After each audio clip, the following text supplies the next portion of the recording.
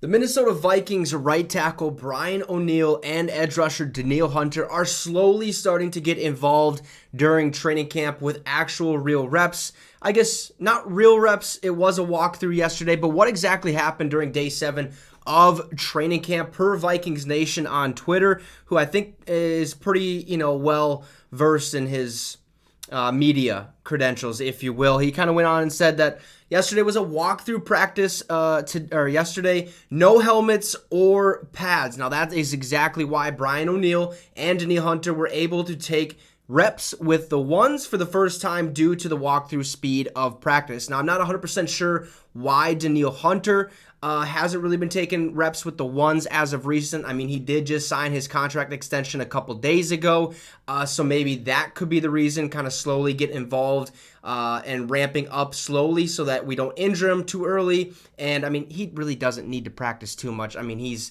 one of the stars of our defense, so you really don't need to rush him into things and just let him take his time, basically. Now, for Brian O'Neill, we already know that basically the entire week he was on the rehab field working over there. He wasn't doing the full contact pads and helmet with everybody else, wasn't taking reps of the ones. But since it was a walkthrough practice, Brian O'Neill was able to kind of go through the motions a little bit, see what's working, what's not working, how are we feeling. And it seems as if this is some good news because, all right, it seems as if Brian O'Neill is going to be completely healthy for week 1 of the regular season. I don't think he should play at all during the preseason coming off that Achilles injury from last year. We need to keep him as healthy as possible for as long as possible because with the healthy offensive line, I honestly think the Vikings have one of the best offensive lines in the National Football League. You're looking at left tackle Kristen Darisaw, and then we have Brian O'Neill at right tackle. Left guard, we have Ezra Cleveland.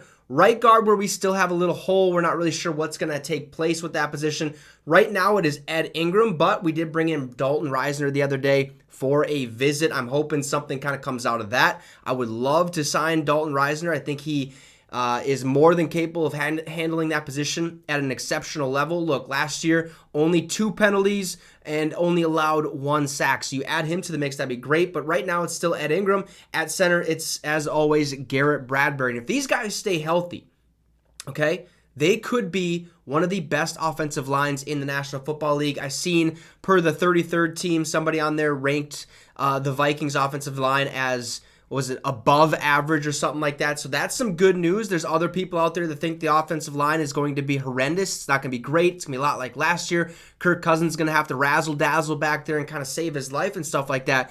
But we also have some massive depth at our offensive line. Maybe not good depth, but you're looking at Blake Brandel, Jack Snyder, Austin Schlottman, who we've seen a little bit of last year, Jackie Chen, not Jackie Chan, okay, Jackie Chen, and Oli Udo. We've seen some of him throughout the years. He's all right, not the greatest. We just signed that right tackle, Bobby Evans, during free agency, who played for the Rams in the past. So we have a decent amount of depth behind these guys, and if they're healthy, again, one of the best offensive lines. I would love to bring in Dalton Risner. That would make our line even like that much better. So we'll see kind of what happens. And defensively, Danielle Hunter, I don't think, at least I haven't heard anything. He is not dealing with any injuries at this point, which we'll get to the injuries here in just a second. But look, on paper, our defense, in my opinion, looks a lot better than it did last year. Okay, and we probably said the same thing last year, but at the same time, we've seen what was on the field. We had a different defensive coordinator who really didn't know what he was doing, okay, plain and simple. This year we have Brian Flores, and we talked about in yesterday's video, our defense is going to be dominant just because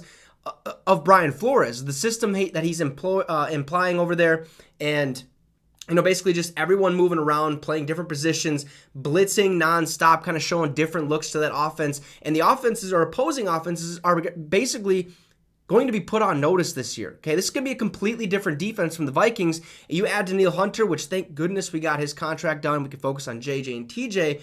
But look, Marcus Davenport and Danielle Hunter on each side. Then you have Harrison Phillips in the middle with Kairos Tonga. I think that's pretty decent. Tonga, we'll see how well he performs. Not sure he's going to do that great, but I'm not saying he's going to do bad either. Then you're looking at our linebackers, Brian Asamoah flying around, great sideline to sideline speed. He's making plays at training camp. Jordan Hicks in the mix, okay? And then after that, we got Troy Reeder, Troy Dye, who's going to take the other spot. Not 100% sure, but then you look at our corners. Okay, and it already seems as if our starters are kind of lining up the way they should.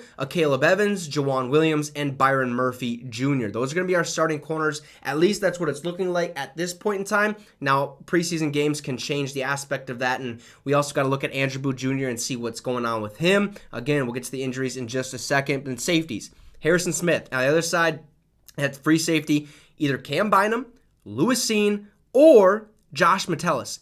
Either one of those three, I will be completely fine with having them start. Now, we do need to see a little bit out of Lewis Cine. We didn't get to see anything out of him last year, so it'd be good to get him on the field for a couple reps to see what we're kind of working with. But Josh Metellus or Cam Bynum, I'd be A-okay with either of those two. There's a reason Josh Metellus got that captain badge last season, and so we'll kind of see how things transpire, but just know those two, Brian O'Neill, Danielle Hunter, taking some reps with the ones during a walkthrough practice, no helmets, no pads, so it really doesn't mean too much, but it's good news that they're taking those reps with the ones. That means they should be ready to rock and roll come week 1 of the regular season. So what type of injuries are we seeing so far through day 7 of training camp? Not a lot, nothing really serious, which is great news, but let's get to it right here.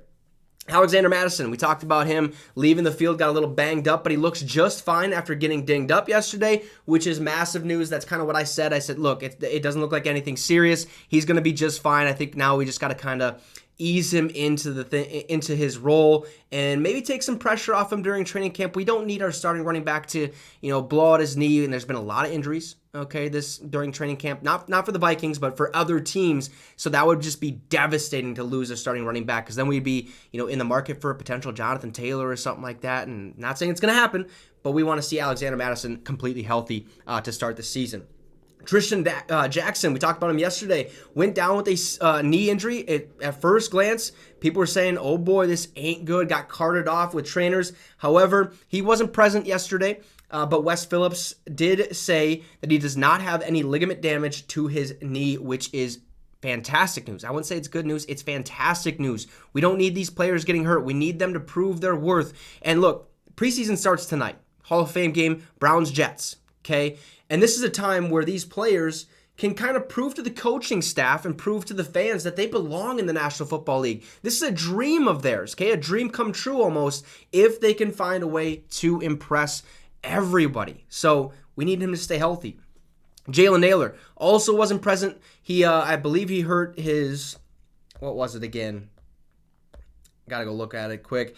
Still not practicing after his leg injury last week. He is still day-to-day. No updates on him. I'm sure they just gave him the day off to kind of say, hey, take it easy. We'll get you back in here, because in my opinion, I think he's going to be the 4th wide receiver in the mix, because we got Justin Jefferson, KJ Osborne, Jordan Addison, and I think Jalen Naylor is going to get that 4th overall wide receiver spot. We're probably going to see a heavy dose of him this year. Not a heavy dose, but a good amount to kind of see how he performs during live NFL action. So, and he's really quick. He's going to be a special teamer at least.